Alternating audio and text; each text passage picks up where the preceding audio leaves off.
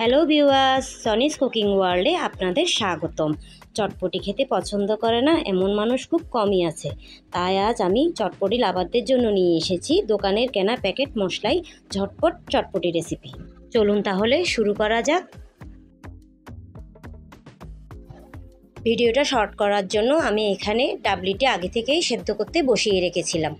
এখানে আমি 2 কাপ ডাবলি সারা রাত ভিজিয়ে রেখেছিলাম। তারপর 1 চা চামচ লবণ ও আধা চা চামচ হলুদ দিয়ে সেদ্ধ করতে বসিয়েছি। আমার ডাবলিটা সেদ্ধ হয়ে গেছে। আমি ডাবলিটা একটু বেশি সেদ্ধই করেছি। আমার এরকম ডাবলি খেতে ভালো লাগে। দোকানেও দেখবেন ডাবলিটা এভাবেই সেদ্ধ করা হয়। আপনারা চাইলে আরেকটু গোটা গোটাও রাখতে পারেন। এরপর দিচ্ছি একটি সেদ্ধ করে এভাবে ম্যাশ করে রাখা আলু। আলুটা খুব বেশি ম্যাশ করবেন না, একটু যাতে গোটা গোটা থাকে সেই দিকে খেয়াল রাখবেন। এরপর দিচ্ছি 1 চা চামচ ভাজা জিরার গুঁড়ি। এরপর দিচ্ছি বাজার থেকে কেনা প্যাকেট চটপটির মশলা 2 চা চামচ।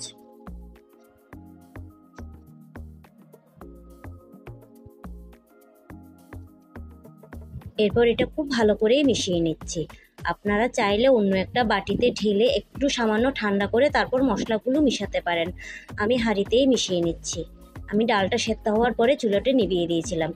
ডালটা সামান্য ঠান্ডা হওয়ার পরে আমি মশলাগুলো মেশাচ্ছি। চটপটিটি এখন রেডি হয়ে গেছে। এবার চটপটির টকটি রেডি করে নিই। আমি এখানে আধা কাপ তেঁতুল 1 কাপ পানি দিয়ে আগে থেকে ভিজিয়ে রেখেছি। ভিজিয়ে রাখাতে তেঁতুলটা একদম নরম হয়ে গেছে, সেই জন্য এভাবে কচলে তেঁতুলের কাঠটা আমি তৈরি করে নিচ্ছি। এরপর এভাবে চেপে চেপে বিচিগুলো তুলে নিচ্ছি। এ পর্যায়ে আপনারা ছেঁকেও বিচিটা আলাদা করে নিতে পারেন, এতেও কাঠটা খুব সুন্দর হবে। আমার তেঁতুলের কাঠটা সম্পূর্ণ রেডি। এরপর এতে দিয়ে দিলাম সামান্য বিট নুন, ভাজা জিরার গুঁড়ি, আর দিয়ে দিচ্ছি সেই চটপটির মশলা, চিলি ফ্লেক্স।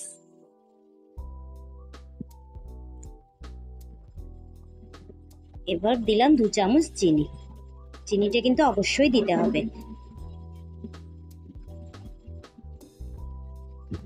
এরপর এটা খুব ভালো করে মিশিয়ে নিতে হবে। হয়ে গেল আমাদের তেঁতুলের টকটি। এরপর সালাদের জন্য আমরা এখানে নিয়েছি শসা কুচি, টমেটো কুচি, পেঁয়াজ কুচি, গাজর কুচি, আর কাঁচা লঙ্কা কুচি, আর লেবু। আর নিয়েছি 2টো গ্রেট করে রাখা ডিম,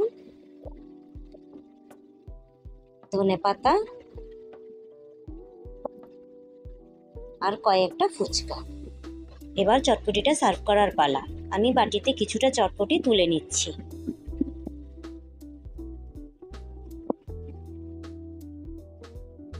এরপর এতে দিয়ে দিলাম তেঁতুলের টক। আপনারা তেঁতুলের টকটা আপনাদের পছন্দ অনুযায়ী দিবেন। আমি এখানে 2 চামচ দিয়েছি। এরপর এতে দিয়ে দিচ্ছি শসা কুচি।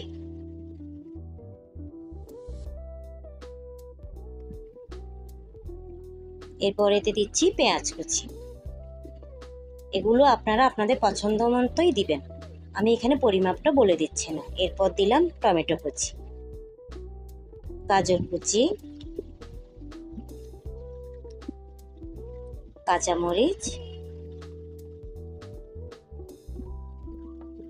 আর সামান্য লেবু রস। আপনারা চাইলে নাও দিতে পারেন। ধনেপাতা,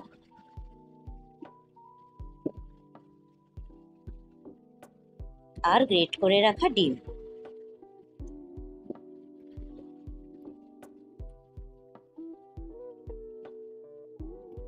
এরপর দিলাম ফুচকা ভেঙে।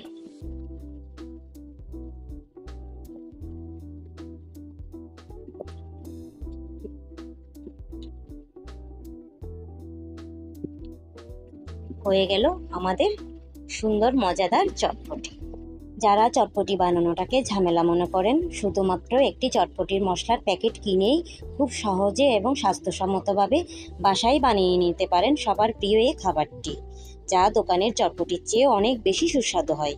এই রেসিপিটা দেখে একবার বাড়িতে বানিয়েই দেখুন না। আশা করছি দোকান থেকে চটপটি কিনে খাওয়ার আর প্রয়োজনই হবে না। আমার এই রেসিপিটা যদি আপনাদের ভালো লেগে থাকে তাহলে একটি লাইক দিবেন আর সাবস্ক্রাইব করে আমার সাথে থাকবেন। আমার সাথে এতক্ষণ থাকার জন্য আপনাদের সবাইকে ধন্যবাদ।